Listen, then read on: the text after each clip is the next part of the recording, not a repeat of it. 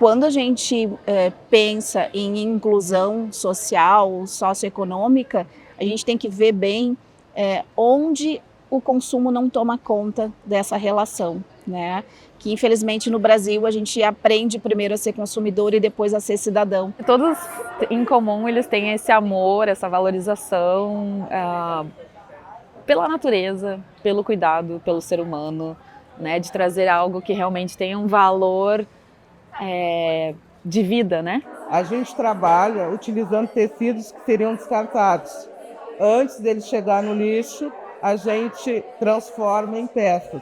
Calça jeans, tecido de guarda-chuva, saco de ração, são as nossas matérias-primas. Trabalho com azulejos, com pisos cerâmicos, com porcelanas, com vidros. A gente trouxe um pouco também das nossas hortaliças, das nossas verduras, caponatos, geleias. Produtos que eles são mais artesanais, têm um custo mais elevado por ter esse respeito no processo produtivo. Aqui no assentamento a gente é orgânico, é agroecológico e é biodiverso. É a chamada do futuro, não tem como pensar num planeta sem pensar na agroecologia, na sustentabilidade. É uma sensibilização a partir do consumidor nessa necessidade de privilegiar algo do consumo que, mesmo que possa ter um valor agregado maior, ele está trazendo benefício coletivo para a sociedade como um todo.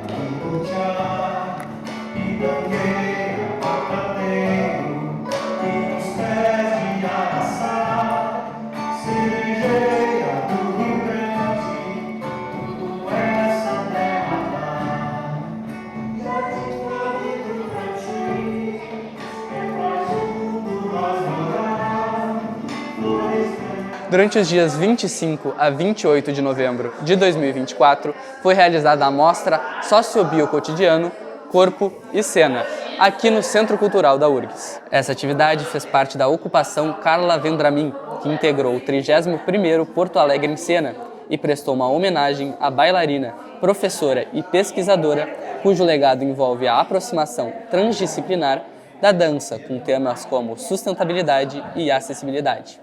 Foram realizados debates, oficinas, ações performativas e artísticas e também uma feira com empreendedores que têm atuado com sociobiodiversidade a partir dos princípios da economia circular. Conversamos com alguns dos produtores que vieram aqui mostrar o seu trabalho e com pesquisadores e profissionais da universidade que nos ajudam a pensar novas formas de produção e de consumo. Eu me chamo Adria, nós somos do Grupo Mulheres da Terra. Nós somos do assentamento Filhos de Cepé, de Viamão, e nós somos também um viveiro de mudas nativas, mas hoje aqui nessa feira a gente trouxe pães, né, de diversos tipos de pães, né, integrais, sem glúten. A gente trouxe um pouco também das nossas hortaliças, das nossas verduras, caponatos, geleias. A maioria dos produtos são das nossas plantações, assim, né? Então a gente também tem os produtos da cooperativa, como o arroz, né, o molho. Então das cooperativas do MST, a gente traz também para as feiras, né? E também o que a gente produz é aquilo que a gente tem nas nossas hortas, né? Trabalho com azulejos, com pisos cerâmicos, com porcelanas, com vidros. E dentro desses diversos resíduos de origens diferentes, tem pasta vítrea também, criei as coleções. Então, a Brincos de Azulejo começou com brincos, hoje em dia tem anéis, tem colares, e traz essa questão da educação, porque na educação, trabalhei 20 anos na educação, brincar é coisa muito séria. Então, eu convido vocês a brincar comigo, a montar acessórios, né, criarem pares de brincos, cada um é único, é diferente, porque são fragmentos de resíduos. E valorizar, né, esse material que foi feito, então, como eu estava dizendo, com muito trabalho, alguém parou para fazer o desenho, escolher a cor do azulejo, né, da porcelana, e não é porque quebrou, porque a gente não usa mais, que tem que ir para o aterro sanitário. Meu nome é Graziela, eu sou do sítio. E lá a gente produz uma diversidade de produtos orgânicos certificados, A nossa proposta é valorizar o uso das plantas nativas e não convencionais, e também a nossa agroindústria ela é exclusiva, a gente não processa nada que tenha glúten ou leite, então é tudo seguro para celíacos e pessoas que têm alergia à proteína do leite.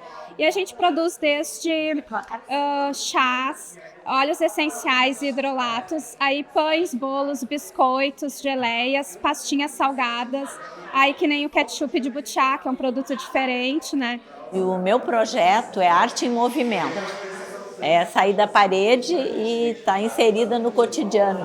Que eu era uma psicóloga arteira e agora sou uma artista psicológica, né? Porque eu fiz uma carreira dupla e a arte sempre me acompanhou. E então eu me repaginei há 10 anos e iniciei esse projeto de arte vestível. Eu não sou estilista, não tenho confecção, a ideia é a pessoa como se carregasse um quadro, tá? A proposta é essa. E a minha temática é preservação, natureza, patrimônio e memória. E dentro desse tripé que eu criei as coleções, então não são coleções de moda, tá? Eu vou na contramão da moda. Nós somos de uma ONG, que é o Instituto ECOA, e o Instituto ECOA tem um ateliê de costura, que é o Florescer Ponto Rede. A gente trabalha utilizando tecidos que seriam descartados. Antes dele chegar no lixo, a gente transforma em peças.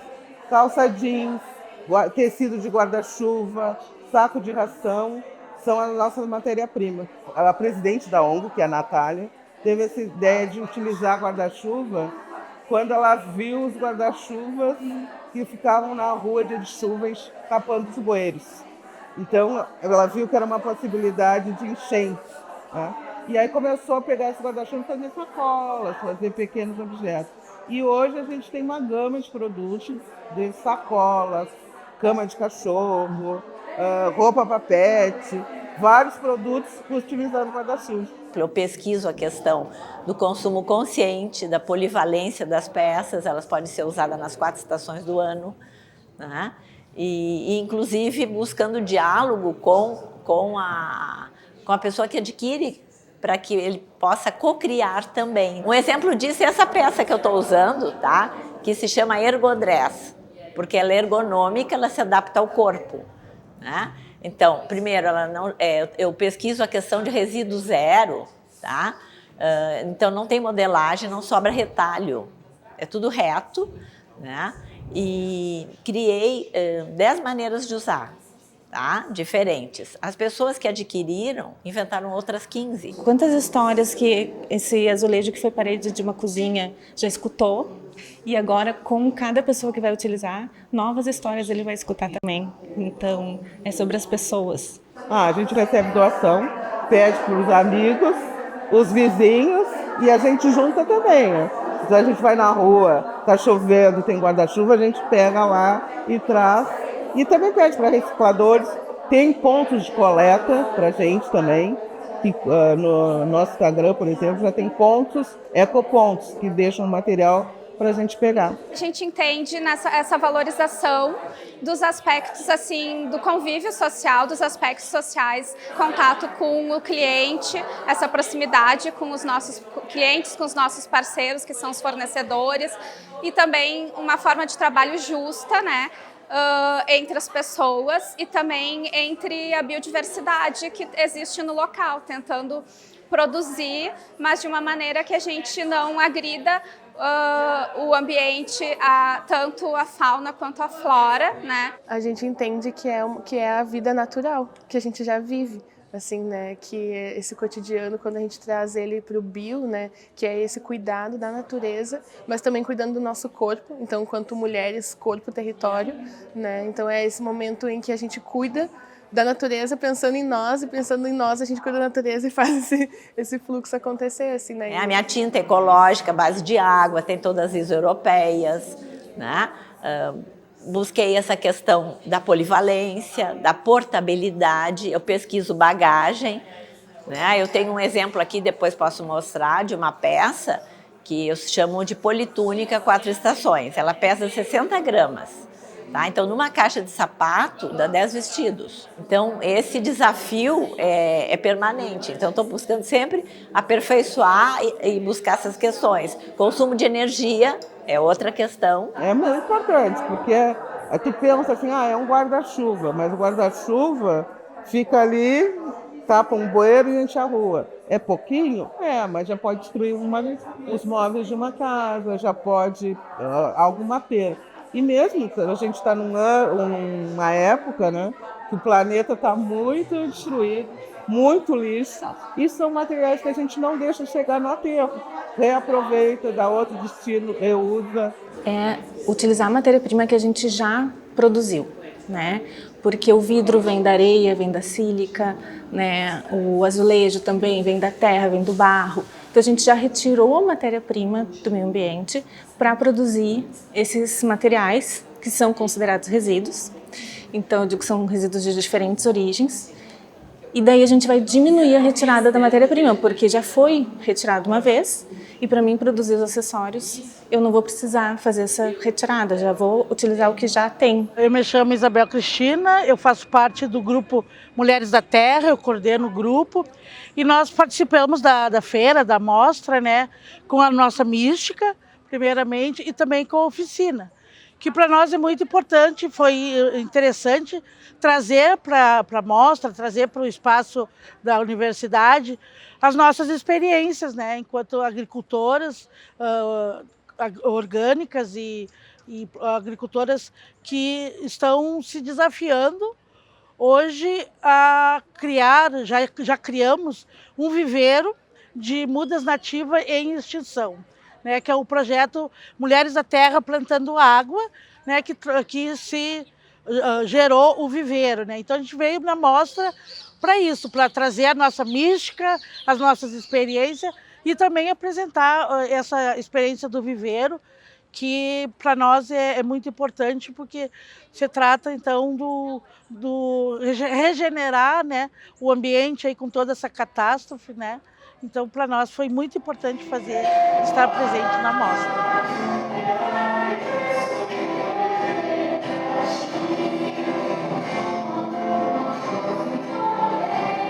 Operando a partir de uma gestão 100% feminina, o Viveiro de Mudas Nativas trabalha para além do cultivo orgânico, preservando espécies em extinção. Para conhecer melhor a iniciativa, fomos até o assentamento Filhos de Cepé, em Viamão, e visitamos o projeto Mulheres da Terra Plantando Água. Esse projeto é uma iniciativa do grupo Mulheres da Terra, um grupo que já tem há mais de 24 anos dentro do assentamento de Viamão, Filhos de Cepé. Nós trabalhamos principalmente com o incentivo das mulheres na geração de renda, na produção. Mas de uns 2 anos para cá, a gente fez um projeto junto ao Fundo Casa, que ele se trata de aumentar a nossa parte de quintais florestais, dar mais visibilidade aos quintais florestais. E aí a gente fez esse projeto chamado Mulheres da Terra Plantando Água. E a partir desse projeto que surgiu, então, a questão do viveiro. Bom, a nossa prática hoje, ela consiste em replicar mudas de árvores nativas que estão em extinção e também de Mata Atlântica. A ideia do projeto, inicialmente, assim, numa primeira etapa, é a gente produzir mudas de árvores e distribuir para as mulheres que fazem parte da associação nos seus lotes, para que elas tenham mais diversidade, né, e mais árvores nativas daqui, nossa, né. A partir de todo esse processo do MST também, da questão da agroecologia, do bem-estar das famílias e também da natureza, nós, Mulheres da Terra, nos desafiamos a fazer o viveiro, né? O viveiro, de verdade, ele surgiu muito pela nossa necessidade de ter mudas que se adaptem ao nosso estado. A grande maioria das mudas, as sementes vêm do centro-oeste, da região centro do Brasil, e elas não são tão adaptáveis ao nosso estado. Então a gente vai no mato e procura, a gente quer encontrar o gerivá, que é uma das nossas espécies que a gente tem. A gente vai e marca nos lotes das companheiras, daí a gente vai lá, marca, identifica eles, né, como árvore mãe. Aí dessa árvore a gente coleta sementes, traz para o viveiro para fazer o semeio delas. Daí aqui no viveiro a gente planta as mudas em canteiros e depois a gente faz o processo da repicagem. Aí elas vão para aqueles saquinhos lá que a gente está vendo ali, e aí depois disso daí elas passam mais um tempo e depois disso que elas estão preparadas para ir a campo, para serem plantadas, distribuídas, né? É um modo de vida, né? Então para nós é importante para a natureza, né? Aqui no assentamento a gente é orgânico, é agroecológico e é biodiverso, né?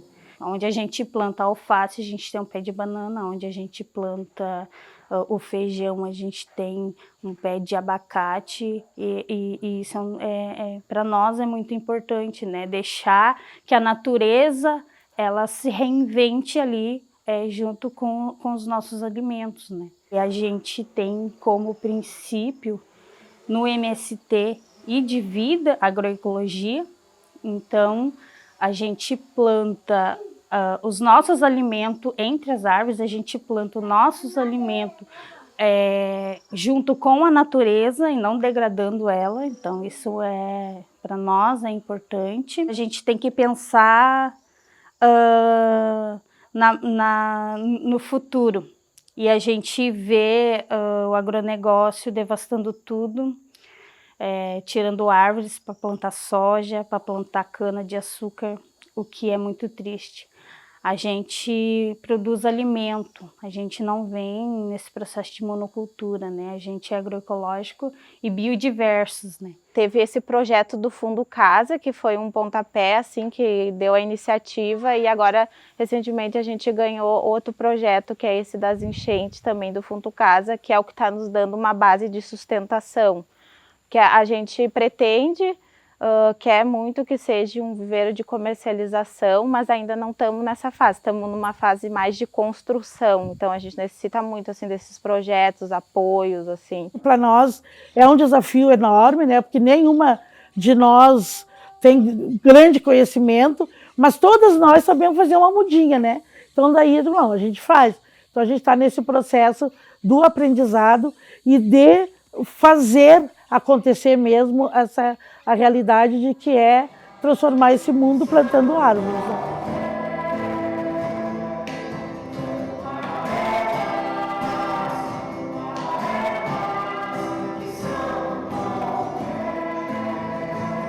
Preservar o mundo plantando árvores é uma das premissas da sociobiodiversidade.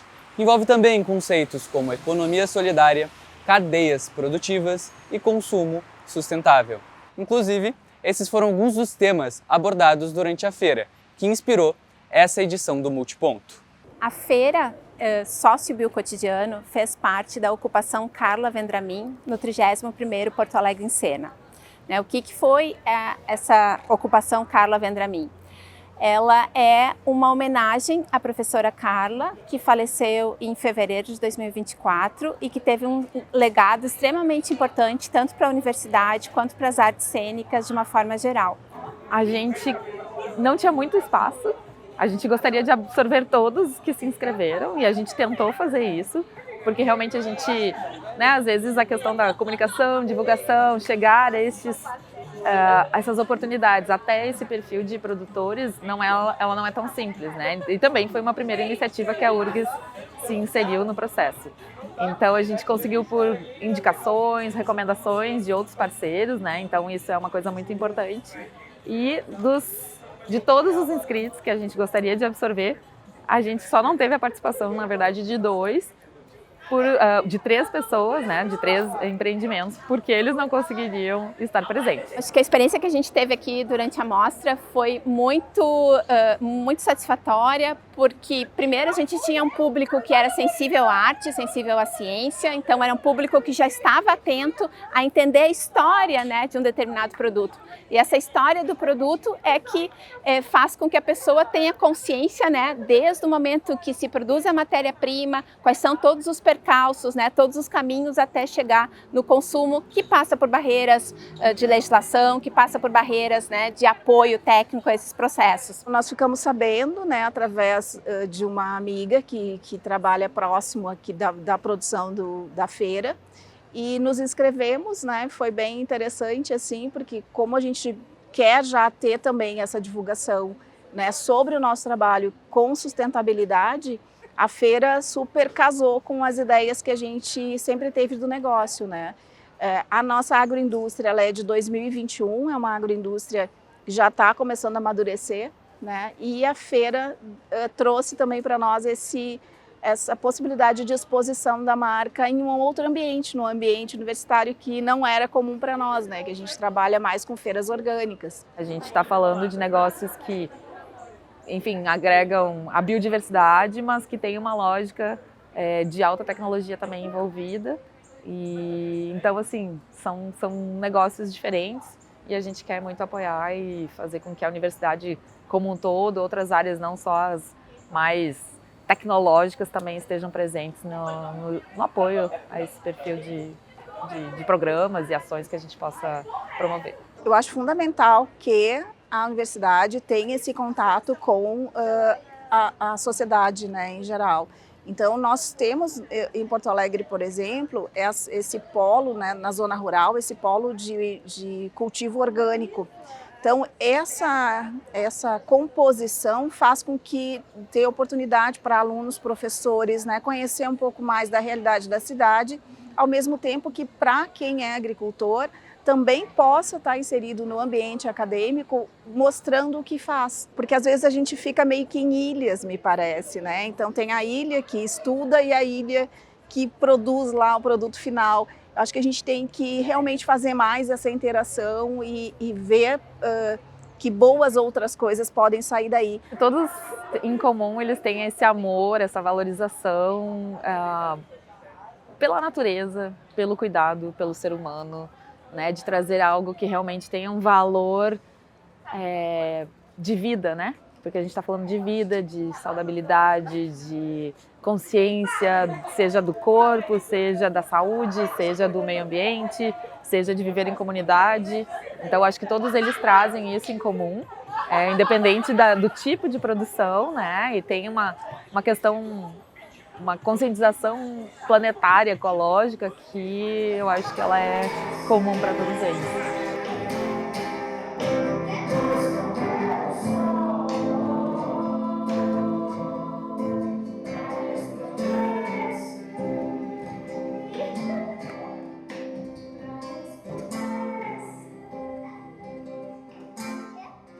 Então, chegando na temática da sustentabilidade, assim, a relação que nós do CISAD, Centro Interdisciplinar de Sociedade, Ambiente e Desenvolvimento, estabelecemos com a EZEFID, ela se dá por esse conceito e por uma ideia do sócio-biocotidiano, que seria trazer a sociobiodiversidade no contexto do cotidiano das pessoas, entendendo que a gente pode se alimentar dessa sociobiodiversidade, que a gente pode vestir essa sociobiodiversidade, que a gente pode criar arte com isso, que a gente pode fazer cosmética natural com essa sociobiodiversidade, e a feira trata sobre isso, trata sobre as inovações, sobre os negócios de impacto que promovem a sociobiodiversidade. Quando a gente pensa, né, na produção de alimentos saudáveis, a gente também tem que pensar em como esse alimento é produzido e por quem ele é produzido, né? A mesma questão, por exemplo, do pessoal da moda, me parece, né? Aquela pergunta, né? Você sabe quem fez a sua roupa?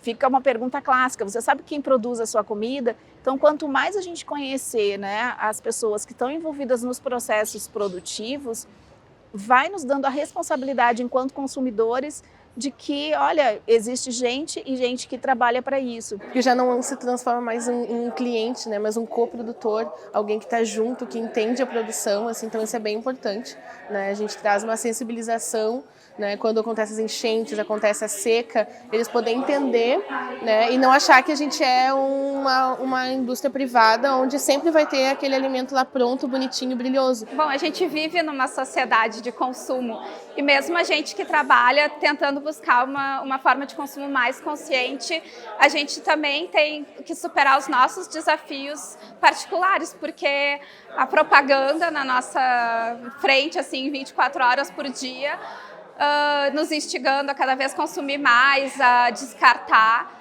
Hoje eu vejo o consumo dessa forma, totalmente desequilibrado. A gente tem que repensar, eu acho que a forma de consumo, né? Hoje tem duas coisas, né? A gente é bombardeado de um lado para consumir, né? Sem pensar muito, né? Tu é bombardeado com isso, mas o futuro é que tu vai ter que pensar em formas de consumir coisas, mas ter um controle nesse consumo, né? Não só porque nós vivemos num capitalista que é mais que tu compre. A gente está nessa explosão de consumo em que a inclusão social ela é tida como inclusão para o consumo. E isso é uma questão bem perigosa, né? Quando a gente pensa em inclusão social, socioeconômica, a gente tem que ver bem onde o consumo não toma conta dessa relação, né? Que infelizmente no Brasil a gente aprende primeiro a ser consumidor e depois a ser cidadão. E a sociobiodiversidade, ela está relacionada com as grandes crises que a gente vive hoje. A crise de alimentos, né, a crise relacionada à obesidade, à desnutrição e a crise das mudanças climáticas. Então a gente não pode separar o evento que aconteceu, a mostra Sócio-Biocotidiano Corpo e Cena, de todo o contexto das emergências climáticas. Na questão dos orgânicos, todo mundo fala assim, mas comprar alimento orgânico é muito caro, né? O que nós temos constatado caro é a gente estar na farmácia o tempo todo, porque a gente se alimenta mal. Na verdade, um rompimento, né? Porque os sistemas de produção são lineares. Você tem a extração dos recursos, né? Isso vai para a cadeia produtiva e lá no fim existe um descarte desses produtos e como se fosse uma linha reta. A ideia é reintroduzir, né, esses recursos que são utilizados na produção de produtos, de diversos produtos, no próprio sistema produtivo. Então a ideia de circularidade é você conseguir fazer com que os recursos sejam mais perenes dentro da cadeia produtiva e não haja tanto esse impacto na extração de recursos naturais, por exemplo. A economia circular ela vai reconhecer os coletivos, vai reconhecer os movimentos, vai reconhecer essas formas alternativas, não seria alternativas a melhor palavra, mas essas formas que vai contra o convencional, que vai contra as grandes cadeias de comercialização, que vai privilegiar as feiras, que vai privilegiar o contato do consumidor com o produtor. Então a economia circular, na verdade, é essa possibilidade que nós temos de, a partir da nossa consciência enquanto consumidor, estar optando por aquilo que faz o bem para todos, né? Que pensa no coletivo.